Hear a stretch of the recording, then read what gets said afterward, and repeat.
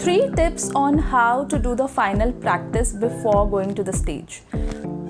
Number 1. Practice without looking at the slides. Yes, the final practice has to be without looking at the slides.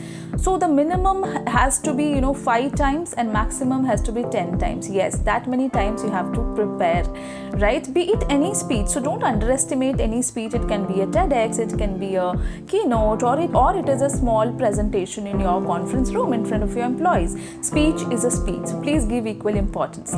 Number 2, very important, record your own voice in a voice recorder. So basically I use a voice recorder app to record it. So practice as much as possible and everywhere, wherever you can. So when you are going for a walk, just practice it. So basically I do the last practice in my shower before my webinar, right? So the more you practice, what happens is your subconscious gets used to it and it becomes a second nature to you. Number 3, practice with distractions, not without distractions. Remember that, with distractions. So go to a busy road, stand there and practice. So this will help you to manage any distractions on stage. So hope you liked my tips and let me know if it made a difference. Thank you.